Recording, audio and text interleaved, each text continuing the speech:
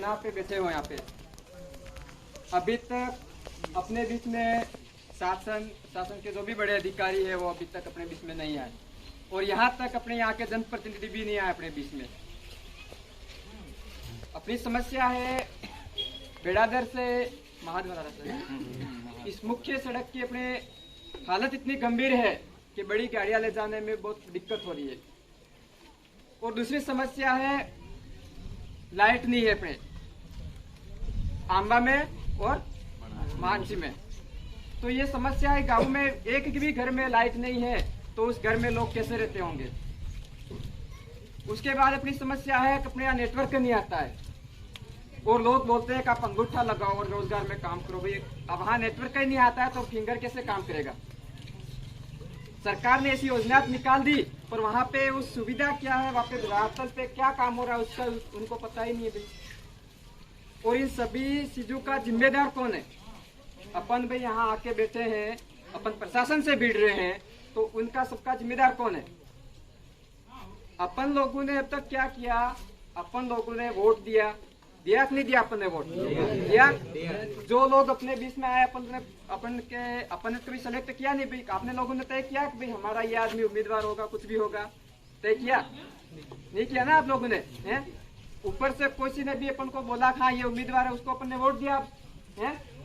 तो इस सिस्टम को अपन को बदलना होगा, क्योंकि अपने विधायक है भी आपके कोटला में पढ़ते नहीं पढ़ते क्या, तो उनको भी यहाँ आना था आना था कि अपने लोगों की समस्या भाई है, अपनी समस्या अपने एरिया की समस्या वहां आके आपके बीच में आके नहीं खड़े रहेंगे तो वो किसके बीच में जाके खड़े रहेंगे। यहाँ पे प्रधान को भी आना था पूरे एरिया की समस्या, एक अकेले की थोड़ी समस्या है। वो लोग क्यों नहीं आए, उस चीज को आपने देखा, सोचा, समझा आपने। क्योंकि उन आदमियों को आपने नहीं सिलेक्ट किया, उन आदमियों को दिल्ली में बैठे लोग, जयपुर में बैठे लोगों ने सिलेक्ट किया, टिकट दी उन लोगों ने। उनको बोलते हैं कि जहां हम कहेंगे वहां आप बोलोगे, इसलिए वो लोग अपनी आवाज नहीं उठाते।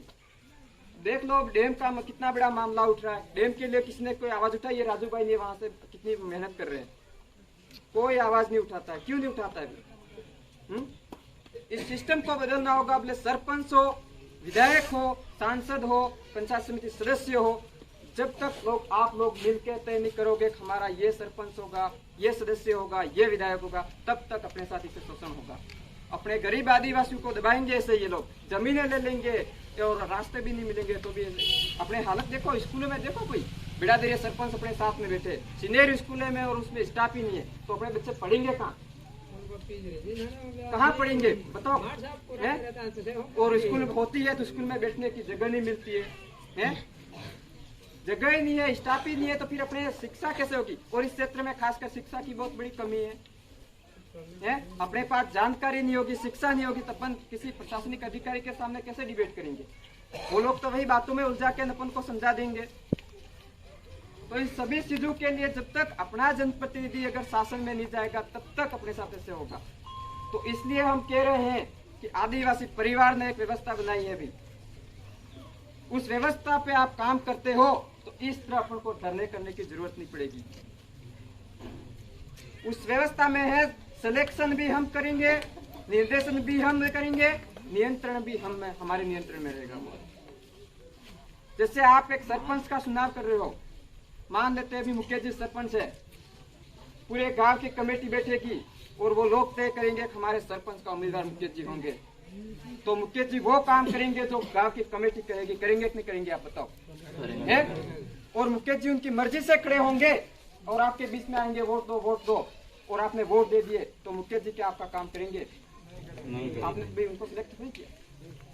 तो ऐसे ही आप लोगों को सोचना है। अभी आ रहा है विधानसभा का चुनाव, उस चुनाव में ऐसे आदमी को सुन के भेजो जो अपने बीच में आके खड़ा रहे और अपने साथ में खड़ा रह के अपनी समस्याओं को सुने।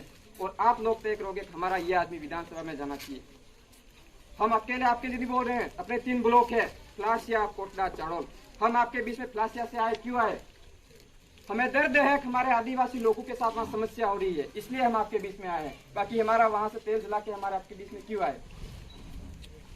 आप लोगों को भी हमारे वहाँ कुछ समस्या होती है तो आप लोगों को भी वहाँ आना है, क्योंकि अपन एक है। और हम आपसे ये वादा करते हैं कि कुछ भी आपके साथ समस्या होती है तो हम आधी रात को भी आपके साथ में आके खड़े रहेंगे, ये आपसे वादा करते हैं।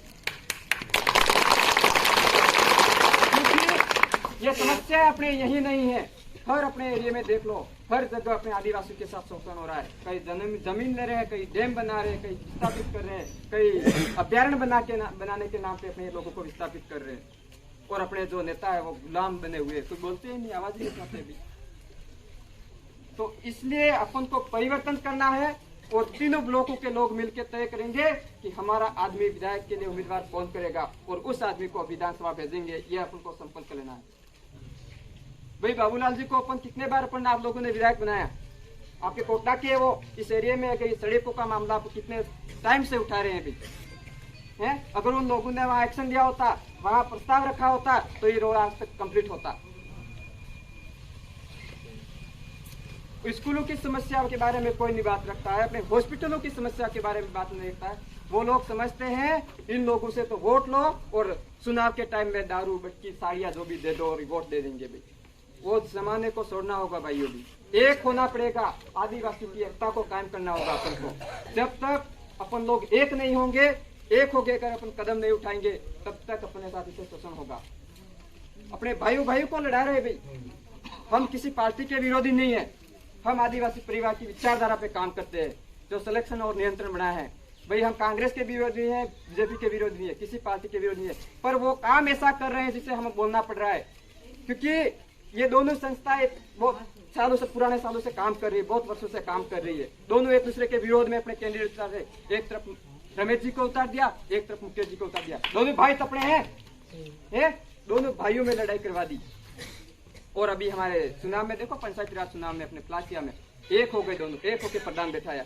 तो वो एक है अलग अलग है, उस चीज को समझो आप। अगर अलग अलग होते तो वो गठबंधन हमसे करते, वो दोनों ने गठबंधन कैसे किया, उस चीज को समझना है। दोनों अंदर से एक है, उनका मकसद एक है, अपन लोगों को बांट रखा है और अपने भाई लड़ाते हैं। उस चीज को समझ के और आने वाले टाइम में अपन को खुद को सेल्फ डिसीजन लेना पड़ेगा और हमारे आदमियों के साथ उसको रहना पड़ेगा। तब तक तो हमारी समस्याओं को सुना जाएगा, नहीं तो ऐसे आके अपन बैठे रहेंगे, अपनी कोई बात नहीं सुनेगा। ये आएंगे प्रशासनिक अधिकारी और अपन को आश्वासन देंगे, ये कर देंगे, वो कर देंगे, उठा के बेच देंगे, कुछ काम नहीं होगा। अपने पास जब तक अपना जनप्रतिनिधि शासन में नहीं होगा तब तक ऐसा ही होगा। और मैं एक और संदेश दूंगा आपको, जन जागरण के नाम से और अपने भील राणा पूंजा जयंती आ रही है अपने पूर्वजों की। बहुत बड़ा योद्धा था, अपने लिए, अपने क्षेत्र के लिए उन्होंने लड़ाई लड़ी थी। उनकी जयंती का कार्यक्रम हम कोटलागढ़ी में करने हैं, तो आप लोगों को भी वहां आना है, क्योंकि वहां पे भी अच्छे वक्ता आएंगे और अपने जानकारी और अपने क्षेत्र में इतनी समस्या है, उन समस्याओं के बारे में आपको भी अवगत कराएंगे वो। क्योंकि जब तक अपने इतिहास के बारे में नहीं जानेंगे तब तक अपन ऐसे पड़े रहेंगे। भाई हमारे पुरखों ने इतनी लड़ाई लड़ी, हमारे इतने जमीन बचाई अभी, और लोग बोलते हैं कि जमीन तो हमारी, ये फॉरेस्टर विभाग वाले बोलते हैं भाई ये जमीन हमारी है। भाई फॉरेस्टर विभाग तो अभी आया है, अभी हमारे बाप दादा कब से रहते हैं? ये जमीन बचाया, जंगल बचाया, हमारे बाप दादा ने बचाया कि नहीं बचाइए? अपने बाप दादा पहले से रह रहे ना है। और इन लोगों ने क्या किया, अपने आदिवासी इतना कमजोर नहीं है कि 2 वक्त की रोटी नहीं खा सकता है। अपने आदिवासी समाज ने कभी किसी से भीख नहीं मांगी थी और भीख देते थे अपन लोग। और अभी देखो आप पैकेट लेके घूम रहे हो भाई, हैं थैलियां लेके घूम रहे हो, इतने कमजोर हो क्या अपन? फिर बोलते हैं, कोई बोलते हैं कि हमने तो ये फ्री दे दिया, वो फ्री दे दिया। अरे इस चीज की जरूरत ही नहीं है हमको तो भाई शिक्षा में मतलब हमारे क्षेत्र में पढ़ाई का विस्तार बढ़ाओ भाई, हैं स्कूलों में स्टाफ बढ़ाओ भाई, हैं हमारे बच्चों में एजुकेशन होगा तो बच्चे आगे बढ़ेंगे ना। अभी देख लो अपने हर जगह फोन बांट रहे कि नहीं बांट रहे हैं? और अपने 21-22 से देखो अपने बच्चे जो पढ़ रहे हैं, कॉलेज कर रहे हैं, उन बच्चों की छात्रवृत्ति नहीं है। और वहाँ पे समाज कल्याण के बाहर लगाया नोटिस में कि बजट नहीं होने की वजह से हम छात्रवृत्ति नहीं दे पा रहे।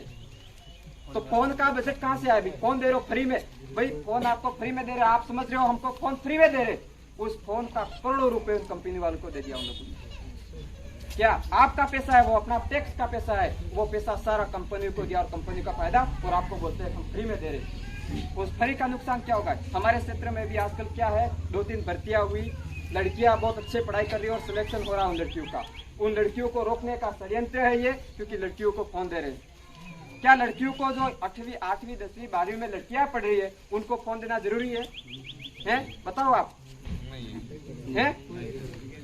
भाई यही लड़कियां आने वाले 2-3 साल में इधर से इधर गायब होंगे, अपन न्यापता करते रह जाएंगे बीच में। मेरी लड़की वहां चली गई, कहाँ चली जाएगी पता ही नहीं चलेगा। ये उम्र ऐसी होती है, उसमें कोई कंट्रोल नहीं कर सकता है। सही बात है ये। और उन्होंने देखा कि इन लड़कियों को और इन आदिवासी क्षेत्रों में किस तरह से अपन इन लड़कियों को रोका जाए इनको, इसलिए ये फोन बांट रहे हैं। भाई हमको फोन की जरूरत नहीं है, हमारे तो बच्चों को पढ़ाओ आप भाई, हैं?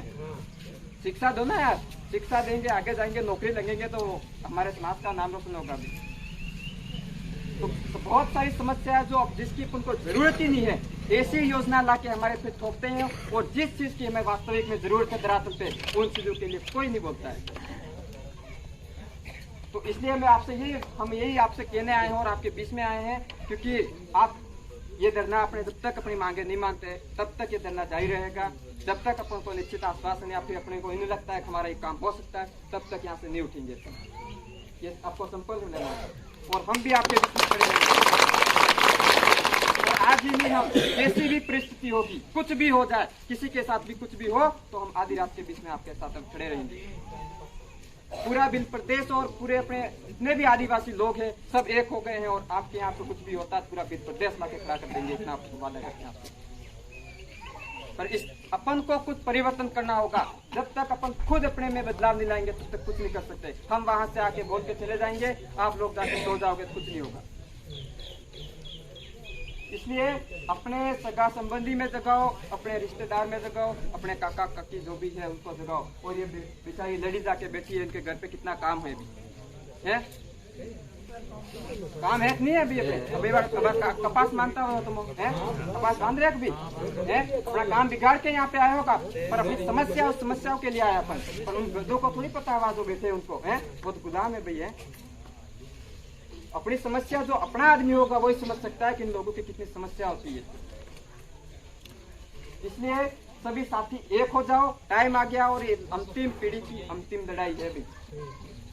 क्या ये अंतिम पीढ़ी की अंतिम लड़ाई है? आने वाली पीढ़ी अपन को गालियां देगी कि हमारे लिए आप क्या करके गए, हमारे आरक्षण बेच दिया, हमारा ये हो गया, वो हो गया, वो खा गए भी। तो आपने क्या कर रहे थे आप लोग? आज नई अधिसूचना जारी करे, वन संरक्षण विधेयक पारित कर दिया भैया, यूसीसी ला के आ रहे हैं, क्या क्या कानून लेके आ रहे हैं जिसका अपन को कोई जरूरत ही नहीं है। ऐसे प्रस्ताव पारित कर रहे हैं, अधिसूचना जारी कर रहे हैं। अपने जो नेता बनाए हैं वो बोलते ही नहीं है भाई, है? किसी ने आज दिन तक विरोध नहीं किया। बड़ी बड़ी घटनाओं के बारे में बता दूंगा। अपने मावली की घटना हुई अभी, अपनी बेटी थी, 8 साल की बेटी थी, रेप करके 10 टुकड़े करके फेंक दिया उसको, कोई किसी ने आवाज नहीं उठाई उसके लिए। कन्यालाल बिल को मार दिया, वो कन्या मारा अपने ये दर्जी उदयपुर में मरा, उसके लिए मरते ही उन्होंने 1 करोड़ रुपए और क्या क्या घोषणाएं कर दी, और सारा प्रशासन और जितने भी अधिकारी सब लोग आ गए वहाँ पे, जितने भी जनप्रतिनिधि है। और अपने कार्तिक बिल को मारा है सिरोही में। देखो आप, आज दिन तक 8 महीने हो गए, वो परिवार वहाँ कलेक्टर के बाहर बैठा है। आज दिन तक उनको 1 रुपये का मुआवजा भी नहीं दिया है और आश्वासन तक नहीं दिया उन लोगों को। अपनी ये कालकी बाई मारी गई गोकुंदा में, वो बोल रहा था कि भोलेनाथ ने भेजा, मैं भोलेनाथ के वहां से आया हूँ, और क्यों करके वो मारा उसने। क्या इनके भगवान ऐसे है जो अपने आदिवासियों को मारेंगे भाई, है? भगवान कभी किसी का भला चाहता है, मतलब बुरा चाहता है? तो वो उसने कैसे मारा उसको, है? और उसको छोड़ दिया भाई, कुछ नहीं, उसने नशे में मार दिया। कल उठ के कोई अपने साथ अपने आदिवासी को मार देगा भाई, और ये बोल देंगे नशे में मार दिया है, थोड़ी होता भाई, है? ऐसी बहुत सारी समस्या है जिनका अपन बात ही नहीं कर सकते। बहुत मुद्दे हैं ऐसे, ये लोग नहीं बोलते हैं। इसलिए अपनी जमीन के बारे में देख लो, अभी कब्जा करके रह रहे होंगे, किसी को हटा दे रहे होंगे ये लोग, हैं? अवैध कब्जा करके रखा है, ये करके रखा है, हटा रहे ना, इधर हटा रहे होंगे। जमीन तो अपनी है ना, है? पर जब तक अपन एक होकर आवाज नहीं उठाएंगे, अपना जनप्रतिनिधि बनाए, शासन में नहीं भेजेंगे, तब तक कुछ नहीं कर सकते। इसलिए अभी वक्त है, संभल जाओ और आप लोगों को संपन्न हमारे परिवार को हम सुधारेंगे और हम ऐसे आदमी के साथ रहेंगे जो हमारे बीच में खड़ा रहेगा, हमारे कंधा से कंधा मिला करके हमारे साथ। इसलिए आप सभी से यही उम्मीद करता हूँ कि आप आदिवासी परिवार की जो विचारधारा उस विचारधारा के साथ मिलकर काम करोगे और अपना जो प्रदेश का सपना है उस प्रदेश के सपने को बनाने में भी काम करोगे। आज हमारे भैया हमारे बीच में नहीं है, लगभग यहाँ से सब जानते होंगे जगदीश जी को, जानते हो ना? वो यहाँ पे दिन रात कुछ भी होता था यहाँ से मुकेश जी जानते थे।